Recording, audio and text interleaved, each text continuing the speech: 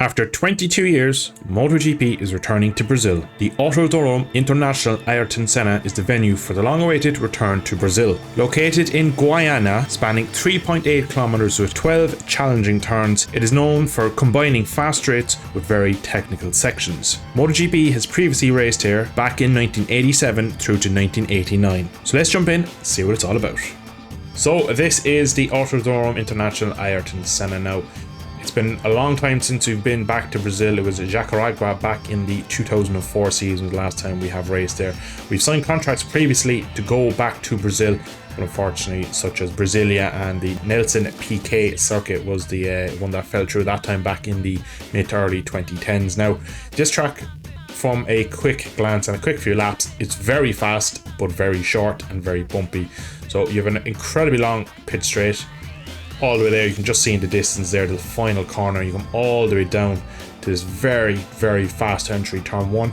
Bit of a long 1 and 2 corners there into a real fast kink here. It probably doesn't show it from the aerial camera, but real fast kink. We'll cover that in a second. It's a bit of a bowl corner too. Then you come into this real tight technical hairpin. Bit of a double apex. You want to go real wide to come back into this. Then what I would class is the kind of Mickey Mouse part of the circuit. I'm not too much of a fan of this infield here. And then you get up to this real tight section here, the chicane, and you go into again another long kind of double apex, probably 2 corners in such, but it's a pretty difficult final couple of corners, and then back onto this long straight. So by no means is it the most technical track we will go to in 2026, but it definitely will be one of the tracks with a real high average speed, with a massively fast sector 1 and a real long start to finish straight. But yeah, it is time now to get on the bike and see what it's like to ride. So here we are for our first look at the racetrack. Now, I've done a few little laps already just to kind of familiarize the actual way around the track, so I'm not learning it on the fly. One thing I will note, very fast pit straight down into a very fast sector 1. Overall, the track length and the lap time is really short. I reckon it'll be the shortest lap on the calendar. I think currently Seiren holds the record as being the shortest lap, and kind of a bit 120, 119 roughly at the moment is what we're doing around there off the top of my head. This is the very fast and difficult turn 3. That little kind of feels like a kink, but when you approach such high speed from the exit turn 1, it can really be a difficult one to get through there cleanly. This turn 4 then goes on forever. And you get into this sector here that I'm not a massive fan of, I must admit. So you go through this left-hander, and then you have a real long hairpin again. And on a GP bike, this will feel a bit Mickey Mouse, I must admit. Now, a Moto 2 bike, a Moto 3 bike might flow a bit better around here, but at the moment, it just feels a bit tight and a bit narrow for a GP bike. Down into this very technical sector here, where we have a real slow chicane, 50 miles an hour at the apex of the first bit. And then as we come out here, it opens up. And then we're already up to the last corner. So you come up now to this double right hand corner here, and that is pretty much the lap. So we have a real tight entry here, and then you run it out to the curb here, and then the track really opens up and you get the power down, and then you run all the way down to turn 1. So crossing the start finish straight pit now, and you see 209 miles an hour I think I got there on the top speed. And again, I broke it early just because it's such a ripply track that braking a touch late can easily lead to you basically bumping on into turn 1 and running in deep. But again, you'll see how fast the entry and approach is down here. 160 I looked at just as I roll off, and then you come to this once again very fast entry, and you just want to scrub the speed all the way off through here. So again, it's not a long lap by any means. Quite a difficult little track, I must admit, to ride. I've done a few races here online with some subs in the stream a couple of weeks back, and there was a lot of crashes. It's very bumpy. Now, whether that's just the in-game track or what the real-life counterpart will look like, you can see there my KTM very much getting out of shape. And I must say, just from the initial feeling of riding this RC16 KTM GP bike around here, that it just feels a little bit too small for what I would class a modern day GP bike to be.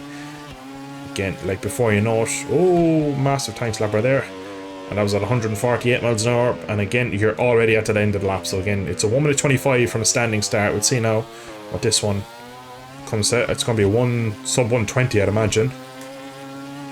Up to the line we go, immediately down to a 117. So I will put on screen now what the actual lap record from Sachsenring is currently, and then following that I'll put up what the lap record for this track was back in 1989 when the 500 two-strokes ran there, and I believe Gardner won the final race. Now for me, Brazil is a great country with such heritage when it comes to motor racing, whether it be bikes or cars. That is great we're going back there, but I just feel this track isn't maybe as good of a track we could probably have went to. Not too sure what the thinking behind this track was. I feel like there's better tracks in Brazil. We could have raced that potentially. Now, there is a lot of work being done for safety at this place, so maybe when we get there it'll be a bit more, shall we say, fleshed out than what we have here on screen today. But I just still feel this track and the track layout is a bit different from what you expect a modern day GP track to be. And again, at the end of the lap, doesn't take long. At the end of the lap, it's just over a minute. I imagine if I got a setup going here and I really started to kind of get moving, I could get down to probably close to 1 minute 12 maybe, just at the top of my head. But obviously this lap we kind of rolled off. But again, I'm going to actually try and push for this next lap coming up and see what we do. We get such speed down to turn 1. Really don't know actually to brake for turn 1 because it's such a high entry that if you do get it wrong, you do just go piling straight off into the gravel there on the outside of turn 1. Turn 2, you're just fighting the bike the whole time. Into 3, just going to try and roll it in, and then hard on the brakes. And you kind of just trail off the front brake and leave the bike run in a bit hot, maybe a bit too hot in this lap. But again, you come back for that lovely little late apex there, and then you get to this part of the sector. I just don't fancy this as much through here. Just feel like on a modern day GP bike you have to hold back just a bit too much. And again, looks like we've gone massively wide here. We just want to hit this late apex there, which just allows you to get the KTM upright and then fire towards the chicane, which you really need to give yourself a nice long braking zone because of that angle and a lot of bumps, so it really does affect the bike on entry. I know we have the drag to the last 2 corners, or 1 corner depending what they're classed as. Again, 150 meter boards there in a very difficult little spot for me. Touch deep this time, but again the natural track does allow it.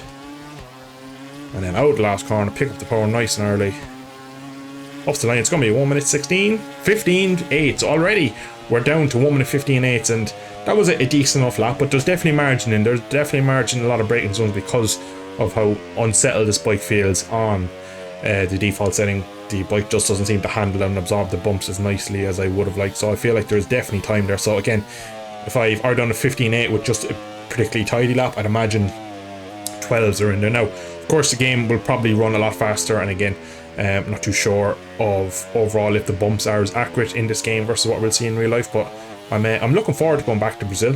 For me, the Southern American races are great because they're on a very good time scale for me in Ireland here, where a lot of times the races are on in like the late evening. So for example, Argentina this year, perfect timing. Now it does look like that we are going to lose Argentina and that Brazil will become the sole Southern American race, unfortunately, which is a bit unfortunate because I think Argentina again is another good racetrack and it's another good country. Now whether the kind of location of the track is any good for getting people to it or not is a bit of a question, but not too sure really on that front. But for me, I definitely know it's a good racetrack. It's liked by the riders.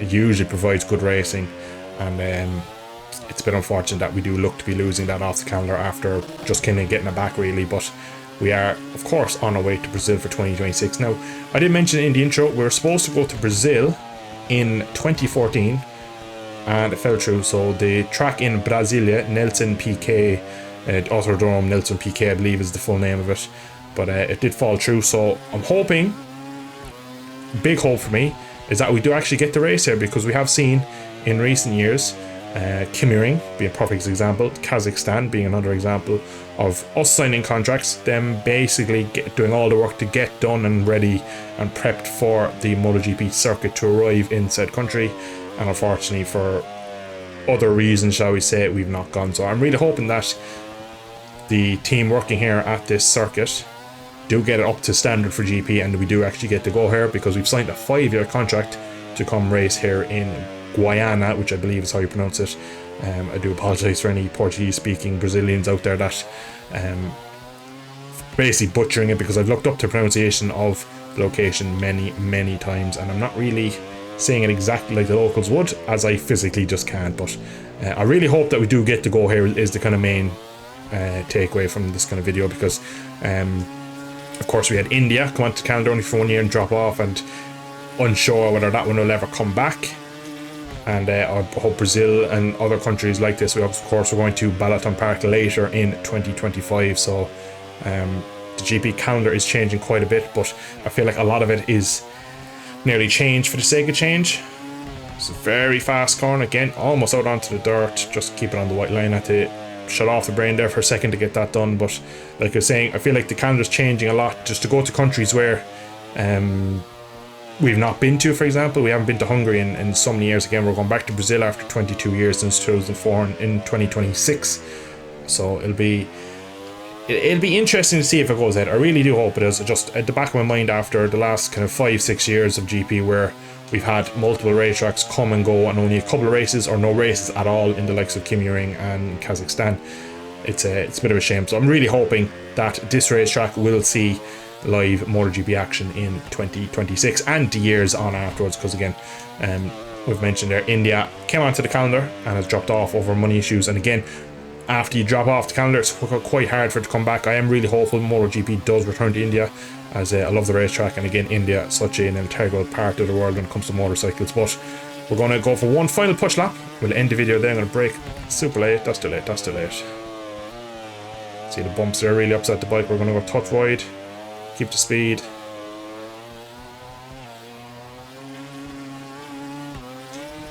That's so fast. I need dirt on my tires. Gonna just trail off with a rear brake just to rotate the bike. 15.8 is the time to beat so far.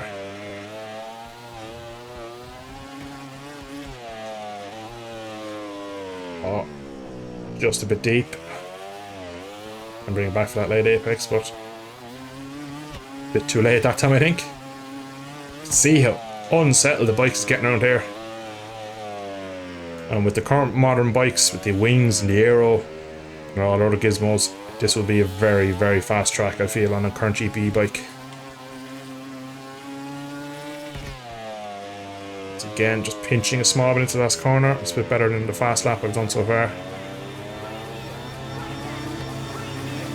Up to the line for the final lap. It's going to be a 14.8, so we took a second off that, so ridiculously fast, and to finish off with a nice bump crash there. I'm not really sure how that really happened, but let me know in the comments your thoughts on this circuit. Are you happy that we're going back to Brazil, and what do you make of this circuit here in Guyana? Thank you all for watching. I hope you have enjoyed. I will see you in a future video. Thanks for watching. Slán go fóill.